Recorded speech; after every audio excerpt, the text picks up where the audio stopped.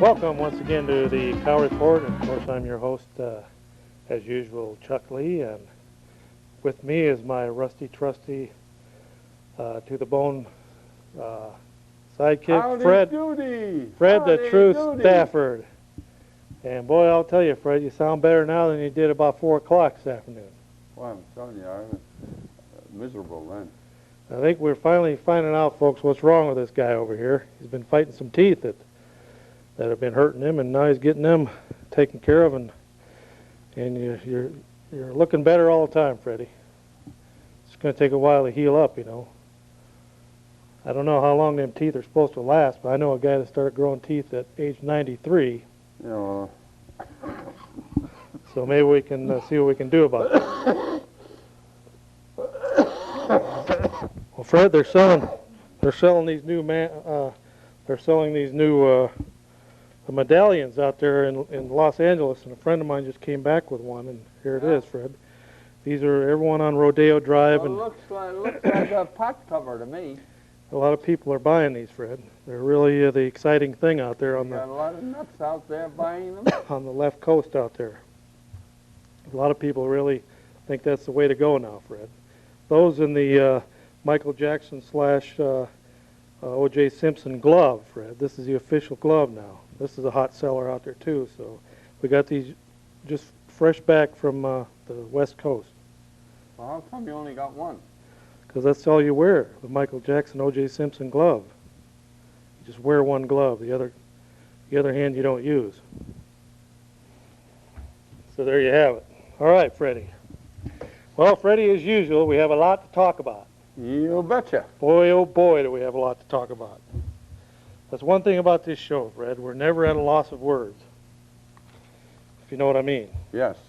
Now, if I can get through my pile of facts and figures here, Fred, and we always like to deal in facts and figures. We don't want any of that hearsay and innuendo and stuff, things of that nature. I understand, Fred, that somebody down there in Madison is going to introduce a bill to call for random urine tests for all the elected officials in the state. Good. That'd be a good bill, wouldn't it? Sure.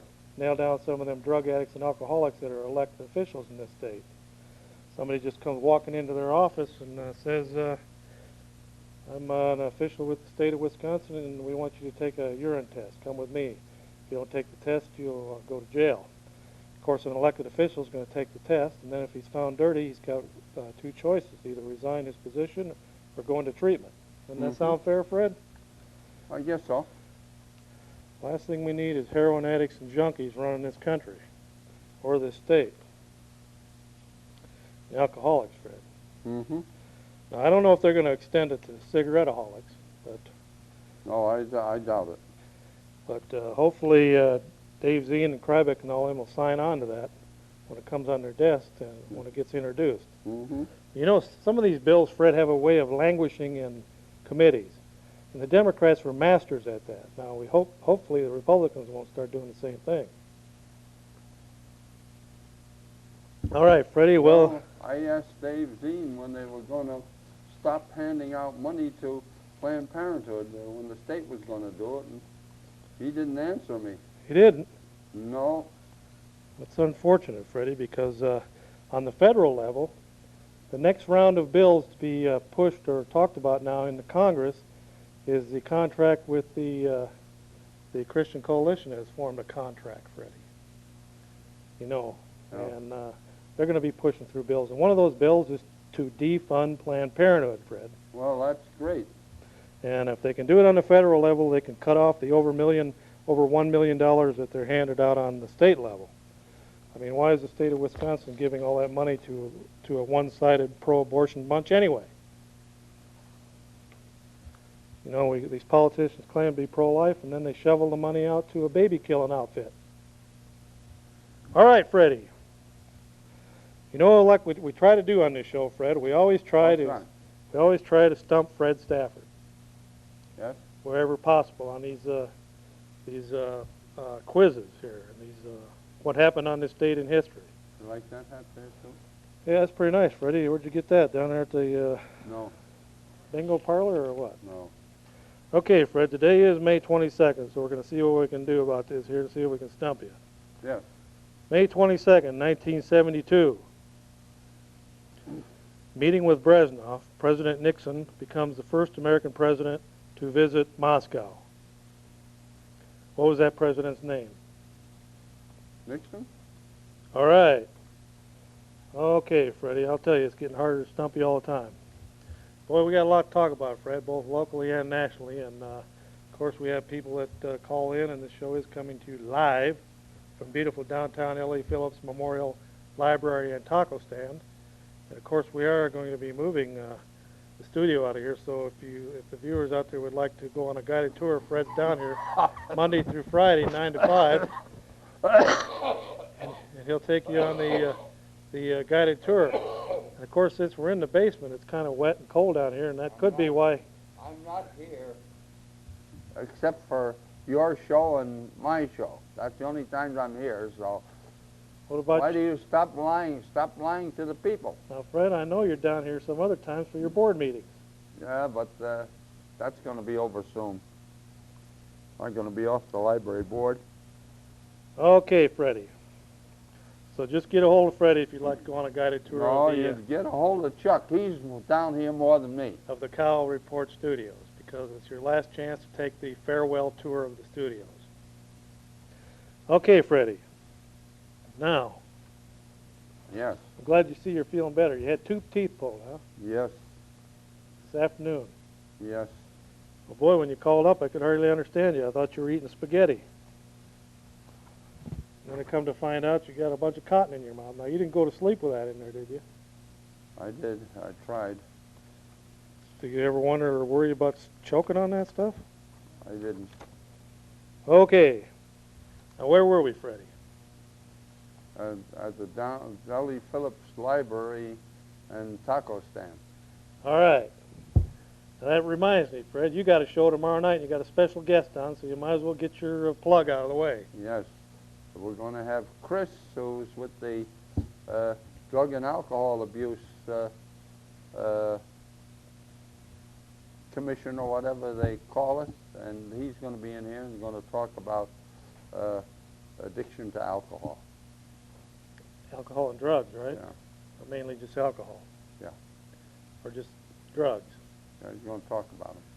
Now, there's a lot to talk about in that area. Now, he works for the county? Yes. Eau Claire County, okay.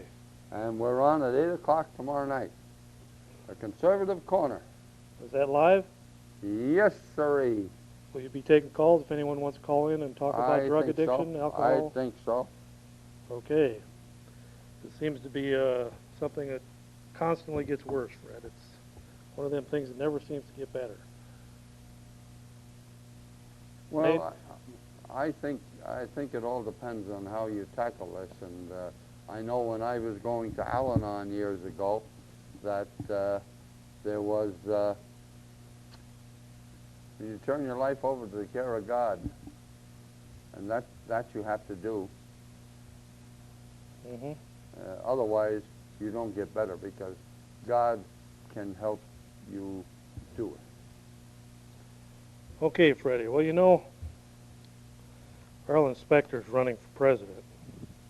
I know he's not your favorite senator. Yeah. He's one of about 9 Republicans that are eventually going to throw their hat in the ring. But he's on this kick about attacking Christians and the Christian Coalition, and I wish he'd get off that, Fred, because if he wants to get a name-calling thing going, he could probably get one going nationwide, but it ain't going to help either him or No. the Christians that he is attacking. Right. But he always throws up the names Pat Robertson, Pat Buchanan, and Ralph Reed. 1 and 2. And he tries to tie their Christian discussions in with words like kike, antichrist, and Jew bastard. That's how his letter starts out that he mailed me. Now, the reason Arlen Specter mails me letters from time to time, Fred, is because I have donated to his fund in the past, especially after the Anita Thomas, Yeah. or Anita, what was her last name? Anita Hill. Clarence Thomas fiasco. And Arlen stood up for Clarence Thomas, and voted for him and took a lot of heat for that. So I figured, well, I would at least give him one donation. But since then, I've gotten probably half a dozen letters. But he constantly is attacking Christians. It's almost like the white supremacist always attacking Jews. Well, he's on the other side of it, Fred. He needs to back off on that a little and mellow out. Yes. There's a letter from our inspector, signed by him. He's all bent out of shape on that issue, Fred. He's going to be running for president. He's going to have to represent a lot of factions. Okay, Freddie. Well, as you can tell, the phone is ringing as usual down here at the Old Cow Report headquarters. Yes. And from time to time, people call up and they want to see if they can have questions of interest answered, Fred. Right. And this is a place to call here in the greater Midwest area and You betcha. around this part of the nation. Yes. So we'll see what we can do here, Fred. I thought we had a call on their line, and is there anybody there? Buck, Fred, this is Buck. Hello there, Buck. How you doing? How you doing there, young man? Okay. Good. You better be careful walking out in public with that hat on. Somebody might put spray paint on it because of the animal lovers. Mm-hmm. Yes. All right. What you got going tonight here with the tape measure? I'm just measuring the length that I've got between Freddie and I, Uh-huh. because I don't want him to get too close to me with that flu he's got. Yeah. Well, how come you guys should talk about like creation versus the Big Bang Theory? I think that Big Bang Theory takes more faith, a leap of faith, than creation. Because if you trace it all the way back, they say, well, it just started when two molecules went boom or something like that. Well, you know, Buck, if you'd have been watching show number 357 back in November of 1993, we discussed that issue, but I understand you were up north hunting bear. Well, that's right, but I taped. Oh. We agree with you there. You know, when I was in high school, we studied that, and I believed it for a number of years, but when they couldn't find any missing link. Well, who started the Big Bang? Yeah. Probably the creator, huh? Yeah, if there was a Big Bang. Yeah, well, what's the deal with the common man trying to take over your show that one time? He showed up and He did. Where was he? he walked in on your studio, didn't he? Oh, that was just a janitor. Oh, he's getting aced out of that pole position at the Red Cedar Speedway. Yeah, that's what I hear. Well, just a quick one. I'm heading up fishing pretty quick. Opening day, I had a huge muskie on down at the river. Oh, all right. But I'll be in touch, so don't. Yeah, we wondered what happened to you. We haven't heard from you since program number 397 back in November of 1994. Well, I'd rather watch you guys on Monday night. One last thing, I'm heading up to Canada because you're free. You're up there, even though they're socialistic. Nobody's up there, so you can do what you want. Just kind of, as long as you're pretty decent to folk. Well, don't forget to go down to Fred's new shop downtown and get one of your breastplates. Where do you get that? Down at Fred's shop. You can get Where's the shop? Get the official Michael Jackson / O.J. Simpson glove and the breastplate there with the light bulb on it. So if you're out in the dark, you can find your way. What's the address of that shop? What is that now down there, Fred? I don't know. I didn't know I had a shop.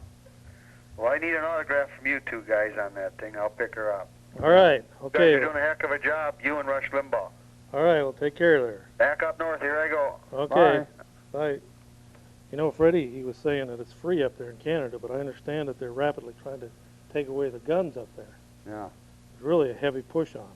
Right. Well, Freddie, you remember a guy named G. Gordon Liddy? Took a lot Yes. of heat last month.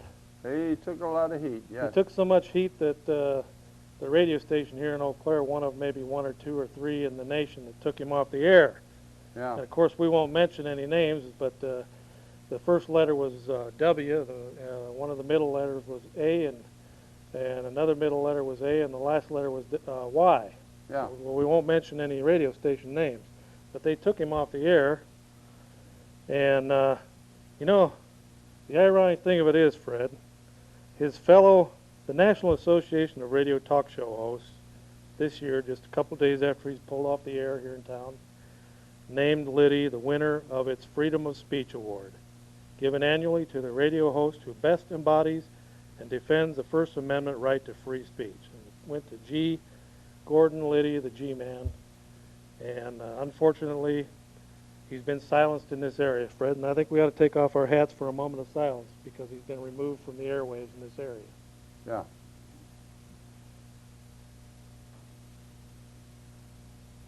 Okay. All right, Freddie, we got some calls on the air there, and of course Buck's heading up north to go spoon fishing, and so we better take a call. All right. All right, go ahead, caller, you're on the air. Yeah, Chuck. Hey, hi, Fred. Hello. Hey, good show there tonight. I have a topic for you guys here. I was wondering about that stuff, by the way, here, just to get off subject for a second here, but you got that there. I think that's pretty creative, you guys. You guys must have a lot of time to kind of do that stuff. I think that's really great down there. I'm real proud of your show and everything, and I have a question for you there.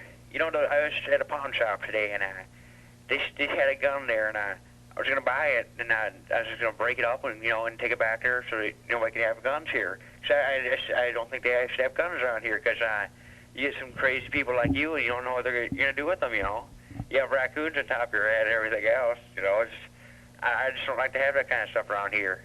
Wait a minute, I'll ask Fred. Well, what do you think about that, Fred? About what? About guns? Oh, I think they're essential these days, especially living in our country where there's so much crime. But see, what it is you're only an inches away from the trigger, and when that goes off, you don't know what's going to happen because that raccoon on top of your head, it climbs up that tree, and that car door will come back down, and you don't know what's going to hit you. All you know is that you've been walking for 30 days, and all you know is that your VCR hasn't been fixed yet. And, that's my story there. I've been walking for 30 days, and my VCR has not been fixed. And, I get that DPX stuff, and it just don't get fixed there, and I take the gun and I break it, and can I buy a new VCR at that money? But I just want to make sure those guns are the hands of wackos like you got. Okay, well, thank you very, very little, Fred. Well, that guy just has been released. He got back out on the streets, and hopefully they'll get him real quick and get him back in there. All right, Fred, well, that takes care of G. Gordon Liddy. Well, Freddie, last May 18th, a guy took a tank for a ride out in San Diego. Yes.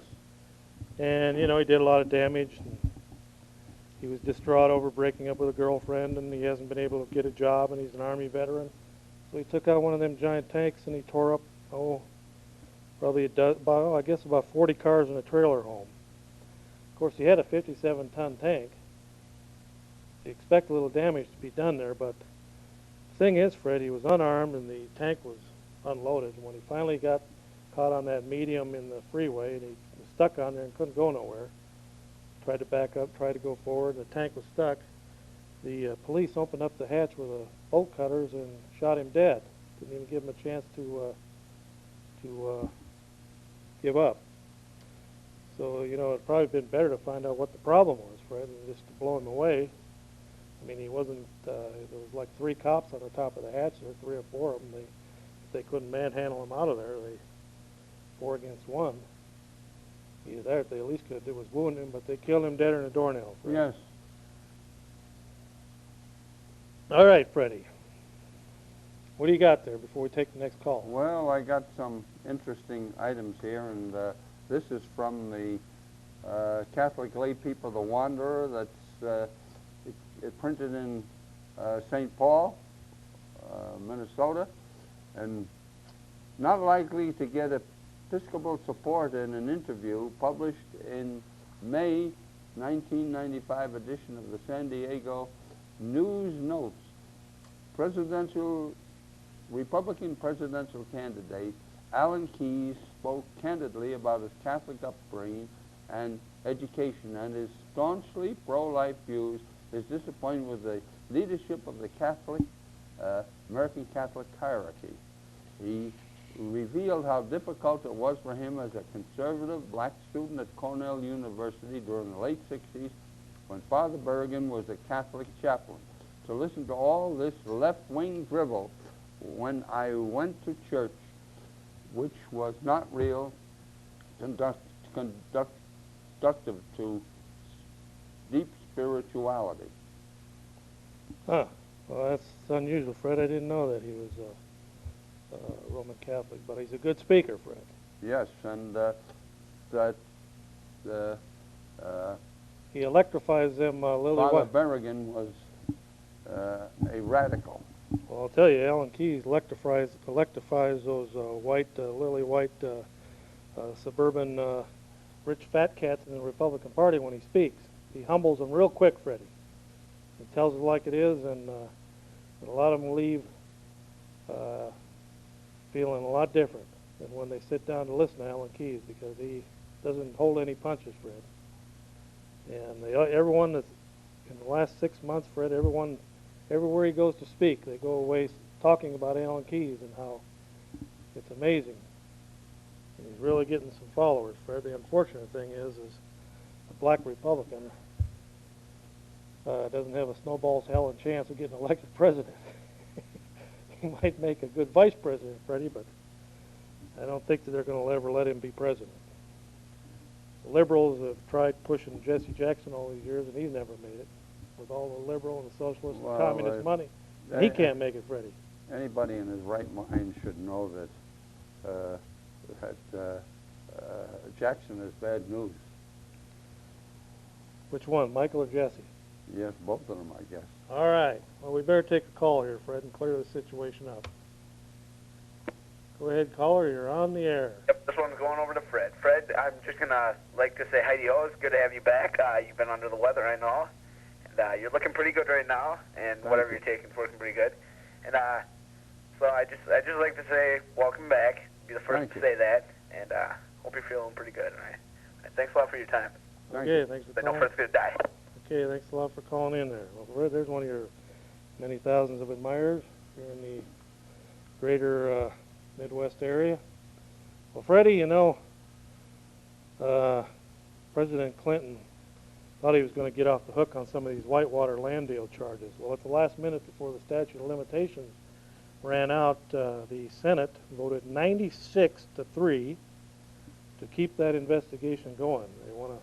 Now, this is something like 40-some Democrats even decided that this has got to be aired out here. Yes. And so what they've done now is the Senate Wednesday voted to broaden the scope of its investigation into Clinton's Whitewater land deal with a second round of hearings that will include questions on his 1990 campaign finances. And they have one of his legal advisors right in the White House. As a matter of fact, his office is between Al Gore's and President Clinton's. And he's up against a May 25th statute of limitations himself. And Starr, the special prosecutor, is kind of letting him dangle in the wind there, waiting to see if he's going to be indicted or not. They could very well let the statute of limitations run out so that they can fry some bigger fish here, Fred. But they've even given about $1 million to the hearings to the committee.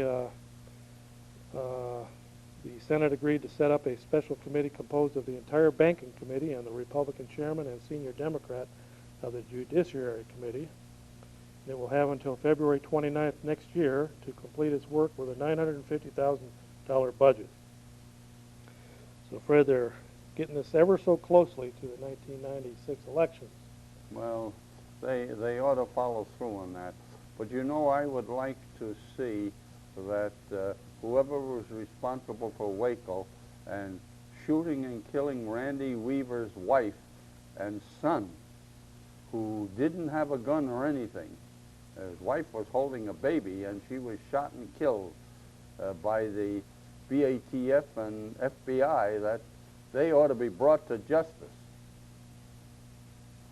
And in Waco, they used National Guard or Army equipment in there, which is not supposed to be used against American citizens.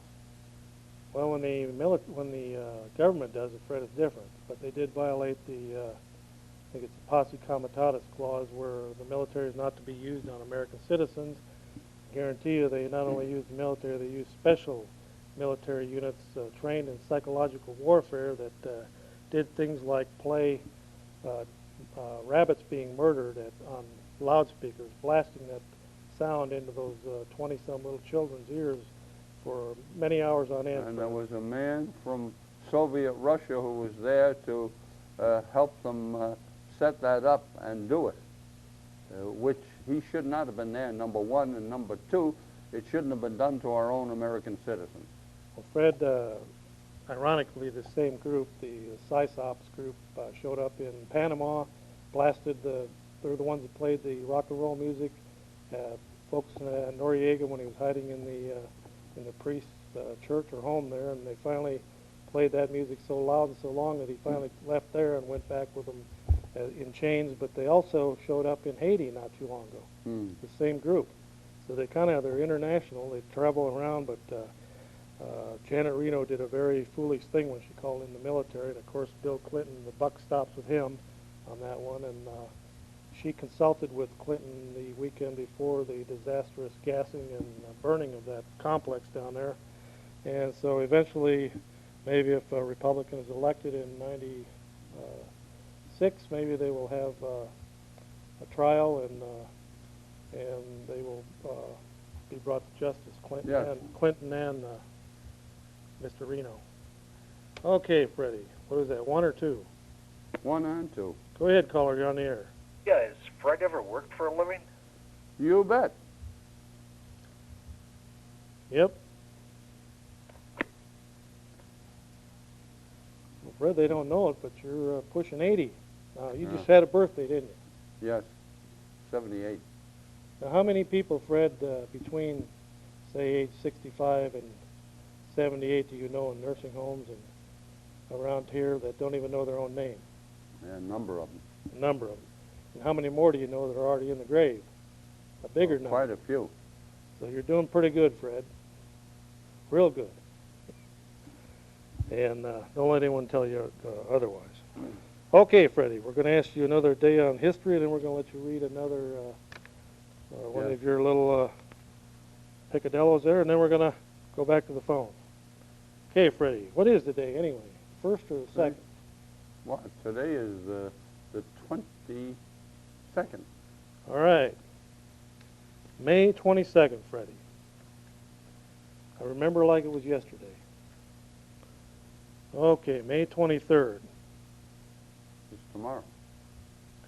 All right, Freddie. And that's when we're going to be on the Conservative Corner at 8 o'clock and talking about alcoholism and drugs.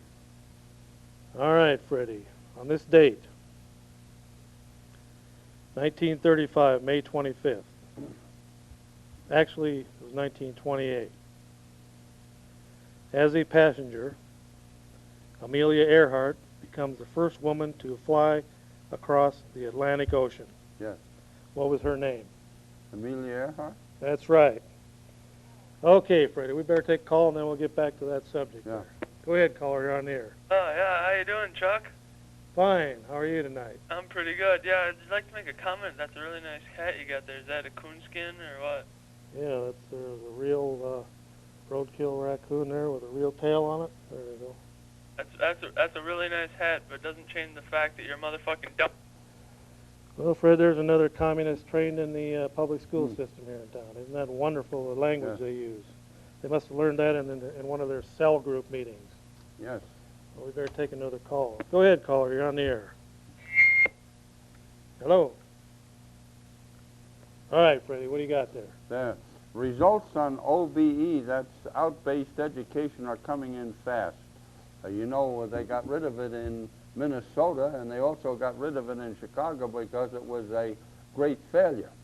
But Colorado, the first state in the union to adopt out-based education, is reaping its reward in sharply declining reading and math skills among public school students. According to the published results of student scores and the standardized Iowa test of basic skills reported in the Rocky Mountain News May 13th, average results for 2nd, 5th, 8th, and 11th graders continue to lag behind the national average and also lagged behind last year.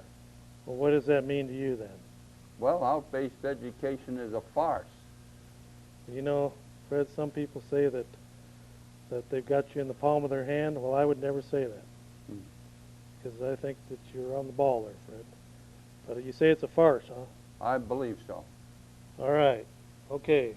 It's dumbing the students down. That's what it's doing. All right. Unfortunately, it seems that Eau Claire is playing with this out-based education and implementing it. Well, things can only get worse, Fred. They can't get any better. You know, not with out-based education. I see in Pennsylvania, another state on the skids, is one of the first states to jump on the OBE bandwagon after Colorado also showed declining test scores. And the Pittsburgh Post-Gazette reported April 28th that Pennsylvania and 9 other states showed significant declines in reading proficiency, along with Delaware, Louisiana, Massachusetts, New Hampshire, New Jersey, New Mexico, South Carolina, Utah, and Virginia. In Pennsylvania, only 26 of the 4th grade students read at or above proficient level on the 1994 National Assessment of Education Progress, as NAEP, down 2% since 1992. Okay, Freddie. You know, you've heard the stories about, remember the old states' rights issue that was big back in the 60s Yes. and 70s, and Lester Maddox and George Wallace and them were fighting over states' rights. They were on the wrong issues sometimes, but the theories they were using were theories as old as the Constitution of the United States. And to go back in history now to those days of yesteryear, Fred, when the Constitution was written, one of my relatives, Richard Henry Lee, who was born in 1732 and lived till 1794, well, on June 7th, 1776, Richard Henry Lee offered the resolution in the United States Congress that these colonies are, and of right, ought to be, free and independent states. Lee's fame rests on this history, making a resolution, but he served his country in many other ways. You know, not only was he born in 1732 in Virginia, but at age 25, Fred, he took a seat in the Virginia House of Burgesses. He was among the first to suggest that the colonists organize committees to achieve unified action against the British.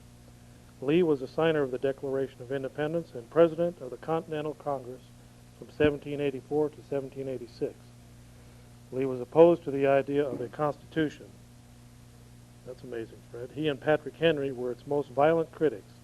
They feared that it would deprive the states of their rights and might become an instrument of tyranny. In 1789, he accepted appointment as senator from Virginia. In the Senate, Lee became one of the strongest advocates of the first 10 amendments, the Bill of Rights. Ill health forced him to retire in 1792, Fred, and he died in Virginia, 1794. So there you have it, Fred. Yes. That was June of 1794. All right, Freddie, I think we might have a call, and then we'll just check that out and see if we do. Is there anyone there? Yes, sir, and I'd like to know why the fuck you have a... Hello? Yeah, All right. that's why. That's who this is. The common man. Of course. Very good, Fred. By the way, I like the cap. Looks pretty good on you. Thank you. Oh, Okay, what's this about you getting kicked out of the racetrack over there? that was a pretty strange situation. I hear you were trying to exercise your First Amendment rights of freedom of speech. Yeah. You got ran out of there on a rail for the whole season. That's about it. All I was doing was just taking pictures of race cars. Guy comes over there and says, you can't do that. Now, what's this deal about Menard out there in Indianapolis? Is there any truth to the matter that he's got a couple cars in that race? Well, yeah, they're on the front row. Matter of fact, there's another one even further back. How many has he got in there? 3. How can he afford that?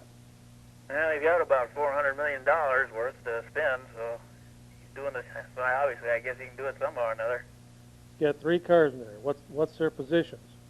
Well, 2 on the front row, and the other one, I think it's somewhere about 4th row, I think. 3rd or 4th row. And what happened to the Penske team? Hey, he turned into junk. After 26 years, you're trying to tell me the Penskes are junk? Yeah, they couldn't get a darn thing to get going there. And they couldn't get their own cars going. They even borrowed about 2 or 3 others from some of the other guys there, and those didn't work any better. Well, there you have it, Fred. It doesn't matter what subject people call up on. I've got something to say on it. Yes, Now, you know, Freddie, yes. here's a kicker for you. This one came out about the 16th of May. Two senior House Democrats said Tuesday Congress should investigate possible links between the right-wing militias and the violent abortion foes. They're constantly looking, aren't they, Freddie? Yes. If you can't nail down the issue one way, they want to nail it down another way by Who discrediting are it. the two senior Democrats? Well, you can guess, Freddie. Two House ones. One is Representative Charles Schumer, Uh-huh. and and the other one's Representative Louis Slaughter, both of them from New York. And they want to find out if there's any link between the militias and the anti-abortion groups. Well, what about the link between the Communist Party and people like these two idiots, Fred? Yeah. Or how about the Communist Party and Bill Clinton and the bomb throwing and stuff that he advocated back in the 60s when he was an anti-war prester? How about that, Freddie? Anything to keep it going. So even this Kate Michelman from the National Abortion and Reproductive Rights Action League threw in her 2 cents worth, and they're demanding that they see if there's any connection here. Well, I'm sure they can find some militia guy somewhere that's pro-life, Fred. Yeah. If that's the deal, and then they can paint everybody with the same brush and fill up the already full prisons. Yes. It's amazing, Fred, what they'll do. But this Schumer, boy, he's just got a one-track mind about getting all the guns out of Americans' hands. Yes. I wonder why. Has it got anything to do with this new international Well, order? the funny thing about it is, and I'm surprised that somebody from New York City would be advocating that we not be allowed to have guns, because it don't work in New York City. They have the Sullivan Law, and there's so many guns around, it doesn't keep the guns from getting into the hands of the criminals. How many people get pistol whipped or murdered while they're waiting for 911 to show up? Mm. Sometimes they call 911 and it's busy. Or they put you on hold and there's somebody kicking in the front door, Yeah. getting ready to beat you or rob you or shoot you. Yeah. All right, Freddie. In some of them cases, you have to be able to have what's called self-protection. Yes. Your home is your castle.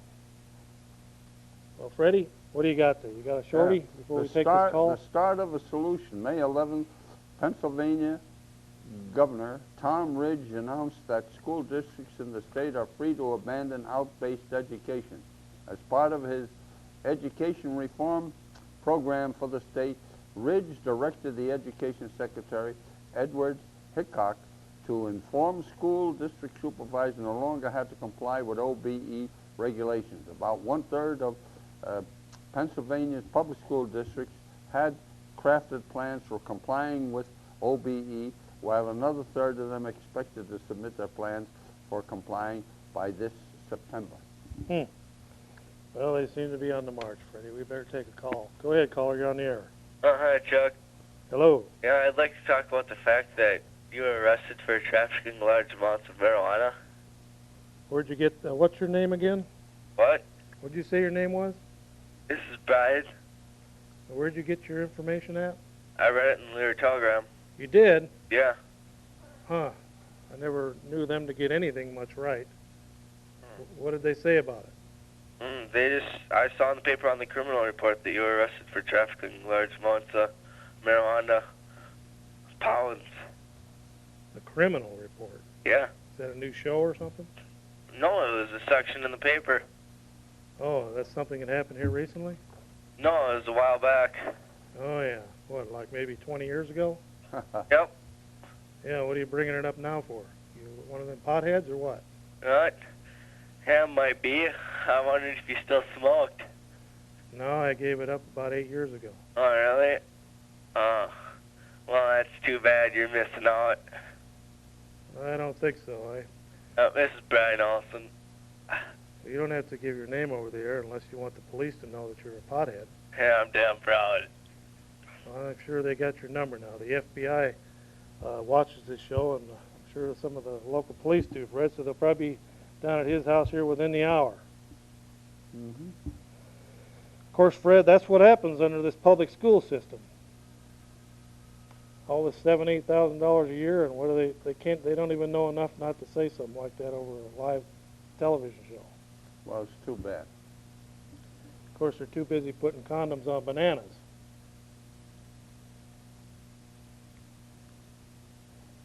All right, Freddie, what do you got there? Oh, wait a minute, Freddie. We're going to ask you this question first here. May 24th, 1962. Yes. Aboard the Mercury capsule Aurora 7, astronaut Scott M. Carpenter becomes the second American to orbit the Earth. What was that astronaut's name, and what was the name of the capsule?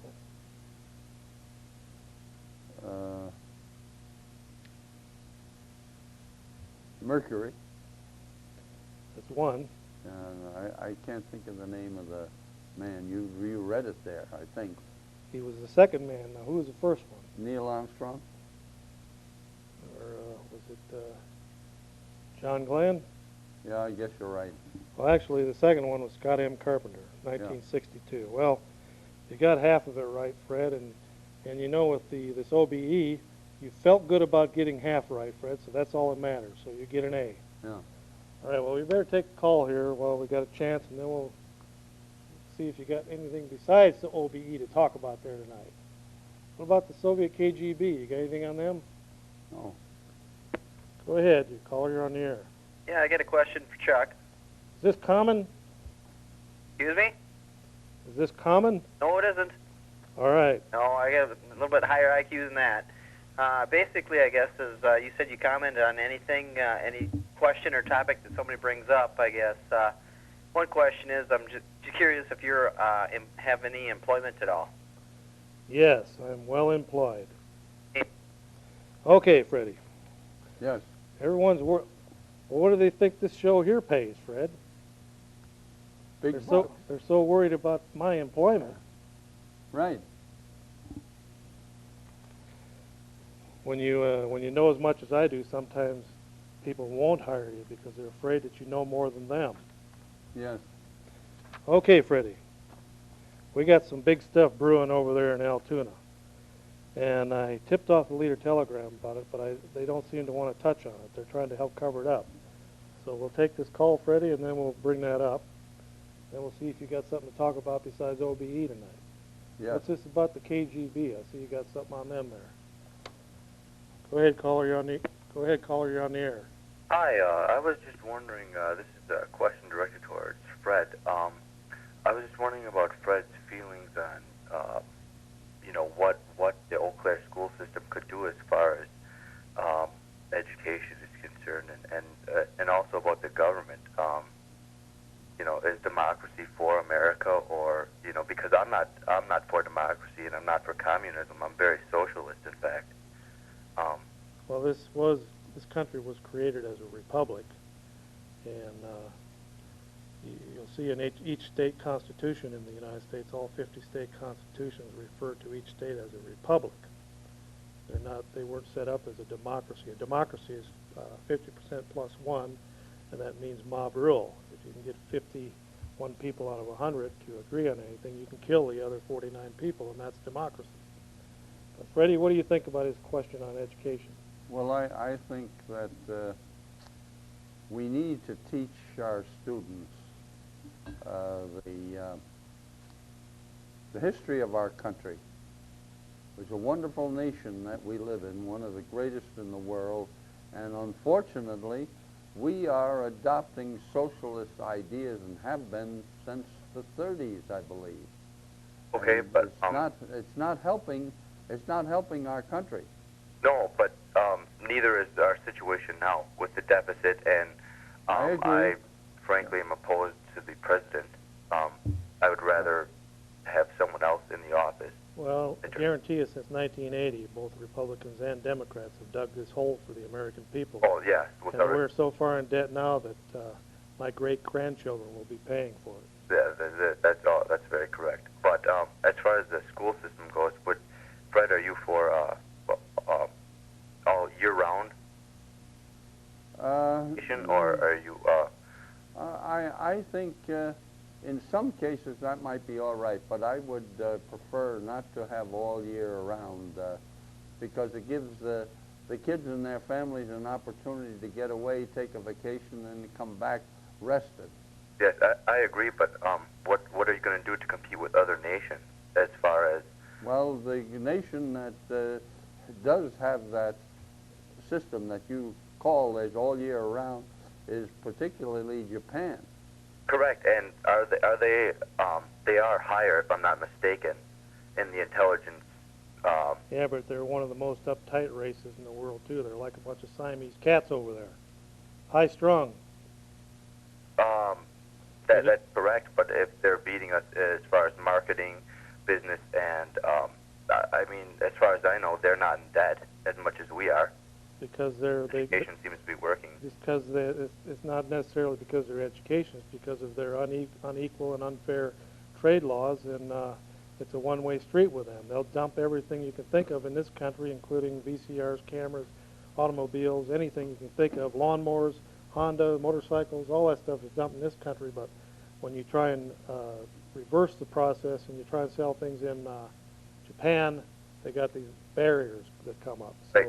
So are you then for the tariffs on the cars, the import cars coming in now, or are you against it? Because my feelings are that if an import car company can make a car that will run for 200,000 miles without problems, and a United States car company can't make the same car, and it'll only run for, what, 80, 90,000 miles, and it'll kill on you, why not buy Japanese?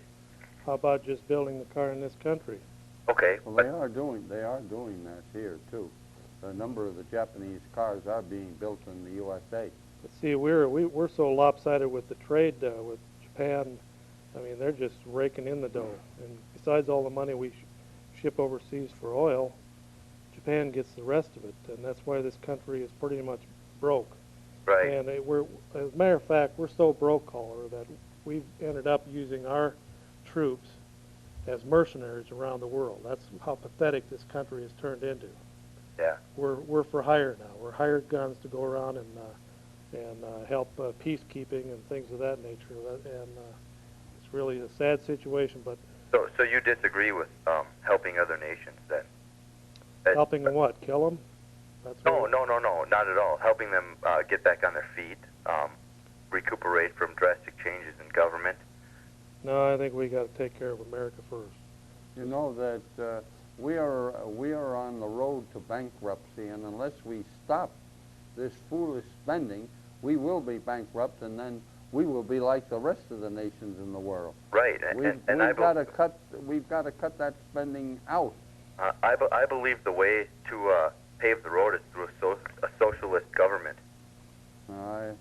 I disagree. I mean, with it. I'm not for communism, but I'm definitely not Republican as Look at France. They're not either. They've been socialist for about 15 years. They didn't get much done. It's stagnant over there. Look at Cuba. Been socialist since 1960, and it's a basket case down there. Hey. And of course, they've got all kinds of excuses why they're the second poorest country in South America behind Haiti. But okay. the bottom line is that socialism and communism do not work.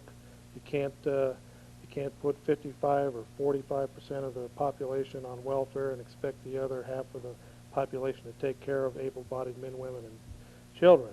And you can't also flood the country with over 1 million illegal aliens a year and then put 600,000 of them on welfare while we've got veterans sleeping in the streets in this country. You got to take care of Americans first, right now as we speak, right tonight.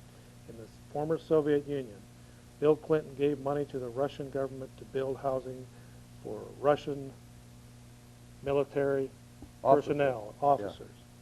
And we've got American officers and veterans that are sleeping on the streets, can't even get treatment for drug and alcoholism. And we're building houses for Russian soldiers. It's not right, Freddie. Well, there's another thing that the reason we don't have the jobs is with our taxes, our government regulations, the EPA and OSHA and so forth, which American firms have to live up to. That has caused many American companies to leave the United States, to go to Mexico, to go to Hong Kong, you name it. All over the world they've gone where they're only paying maybe 25 cents an hour, 75 cents an hour. we can't compete because the American man with the taxes here and the cost of living, he can't live on that, and I don't blame him. Well, Fred, We've got to bring some of those companies back. The unions were busted in this country, Fred, and it had to be done so that they could bring down the average wage of the American workers so that we could compete worldwide. So the first thing you have to do is you have to bust the unions that are pushing for these $20, $25 an hour type jobs. So the unions, I think less than 20% of the people in this country now work for a union. They pretty much busted the unions in this country. Now the other pressure you have is all the illegal aliens that are coming in, plus legal aliens that are willing to come in and work for $4.25, $4.35 an hour, because if you're making $100 a month, and then you can come to this country and make $200 a week, Freddie, I mean, that's gravy train. That's like streets of gold.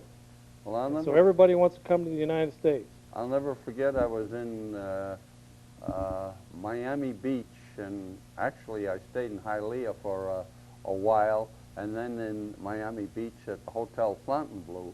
And when I was riding over there on the bus one day, a man got on the bus, and there was mostly Cubans or Spanish-speaking people on the bus.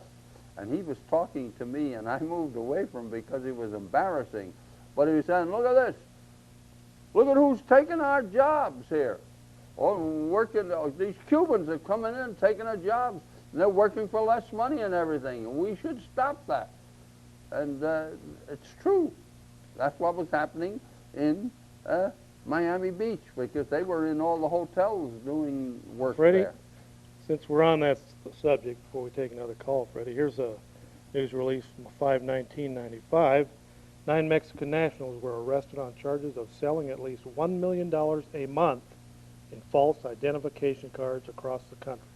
Now, Bill Clinton would have you have people out there, and Bill Clinton considers you to be ignorant folk, because his type of people have helped dumb down this nation to where they would believe this. But Bill Clinton wants us to believe that he's deporting 100 people, I think he said a week, or 100 people a day that they're deporting, Fred. And he was really bragging that up. Well, he didn't. He neglected to tell the American people that several thousand illegal aliens a day come into this country. So he'll never stop the flow by deporting 100.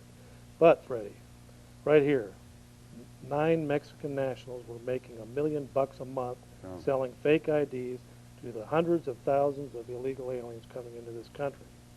Federal agents in Texas and California also confiscated thousands of dollars worth of counterfeit material and equipment, along with $30,000 in cash. 8 other people are being sought. But what they were selling, Fred, was work visas, Social Security cards, and state driver's license, Freddie. Mm-hmm. It's a national disgrace. It's No. something that Clinton better get a handle on it, and he's going to have to quit deceiving the American people on it and start doing something. So, Freddie, we better take a call here. Go ahead, caller. You're on the air. Hello, Chuck. I just want to make a comment. I can see you're running out of time, so I'll try to be brief on something you briefly touched on about 13 minutes ago, called states' rights. Mm-hmm. Right now, the states are being held hostage for ransom by the federal government, who's holding up the highway funds that the states pay. You got to have a federal speed limit. You got to have federal driving laws, age for driver's license, age for drinking, age for just about everything. You name it. Well, it comes down The federal government is just ruling everything. It's a dictatorship. It's coming down to jurisdiction, and the federal government does not have jurisdiction in the states. The only place they do is in places where they have built forts, in federal courthouse, on federal courthouse land. Absolutely, that's federal land. And some of the federal parks that they've stolen over the years. But other than that, the states own the state of Wisconsin, not the federal Well, government. sir, I said I'd try to be brief. I just want to read one sentence to you from the Constitution. All right. This is the 10th Amendment. The powers not designated to the United States by the Constitution, nor prohibited by it to the states, are reserved to the states respectively or to the people. And I don't want that interpreted that I support militias, but I do. Well, I do support states' rights. well, you know, unfortunately, this state, Fred, sends billions of dollars to the Washington, D.C. and sees very little back. And we've got 9 congressmen that go out there and have to beg to get back the money that we sent out there under duress to begin with. And then we send 9 representatives plus 2 senators. We send our team of 11 people out there to beg for our own money back. Mm-hmm. And it's a shame, and it's a sham, and a fraud. Yeah. And it's unfortunate, Freddie, but there is such a thing as states' rights. It's got nothing to do with George Wallace standing in the doorway denying blacks the right to walk in and go to schools. I'm not talking about that states' rights. I'm talking about the sovereignty of the state of Wisconsin. The state of Wisconsin is a foreign government to the United States government. The United States government is like the 51st state, Freddie. Yeah. It has no more rights than any other state to infringe upon the state of Wisconsin or any other state. And they want to blur that. They're using what happened in Oklahoma City, Fred, to do a grab on the rights of the American people. And you're going to feel very sorry when you wake up and you've lost your rights in this country, because it's rapidly coming towards you like a freight train at 100 miles an hour, Fred. And Clinton, the dirty, low-down scallywag, is using this to take away the rights of the American people. And hopefully we got enough senators and legislators in Washington will stand up and think about this a little before they deliver Clinton the keys to the sovereignty of this nation. Yes. All right, Freddie, what do you got there? A small step for literacy. U.S. House of Representatives on May 15th took one small step for literacy by voting to kill the National Education Standards and Improvement Council, which was authorized under the Goals 2000 Educate America Act to help states implement outcome-based education in public schools. Goodling, and that's Pennsylvania Republican, Bill Goodling, chairman of the House Committee on Education and Opportunities, said his measure was a prelude to killing the entire U.S. Department of Education. Okay, Freddie. So you know, Freddie, another little quick note from Mexico is the Mexican government fears a major outbreak of cholera within the next few weeks. A total of 748 people have come down with the illness in the week ending May 18th. 8 of those have died. In the previous week, it was 433, so it's almost doubled. There's been 36 deaths this year with cholera, and this cholera happens in those resorts down there too, so there could be some serious problems with cholera in the central of South America. Now the other thing is, Fred, there's a controversy brewing over in Altoona. The Eau Claire County Housing Authority has purchased 15 building lots within the older part of the city of Altoona. They're going to build 15 single-family homes. They've already purchased the lots. They've already got the grant from the federal, I think from the Housing and Urban Development. But here's the clincher, Freddie. These are going to be $80,000 to $100,000 single-family homes. And these are going to be given to low-income, to welfare-type recipients. $80,000 to $100,000 single-family homes going to low-income people from heaven knows where. They're going to be brought in and put in these nice homes. It's amazing, Freddie. Now, you remember Don Overman, accused of being a racist because he asked about this same situation once before, and he was shouted down as a racist because he asked the question, who are they going to bring in and put into those homes, when the city of Eau Claire was going to do something similar. But back then, the city of Eau Claire was doing it with $40,000, $50,000 homes, and people were up in arms. These are $80,000 to $100,000 single-family homes, Fred, that are going to be taken off the tax rolls. Right. 15 of them. Yes. It's a shame. Yes. Well, Freddie, unfortunately, we've ran out of time here on the Cow Report. Listen, 8 o'clock tomorrow night to the Conservative Corner. Okay, go ahead, caller, you're on the air. Hey, Chuck, I live in Altoona, and I was just thinking, you know, it kind of makes me wish that my family was on welfare so I could live in a house like that, you know? Well, throw your name in the pot there. There's going to be 15 families picked. Well, thanks a lot. We'll see you again next week right here on the Cow Report. I've been your host, Chuck Lee. Adios. Yeah, I see that still loyal after all these years. Wave, Freddie. They're wanting you to wave out there. Yeah.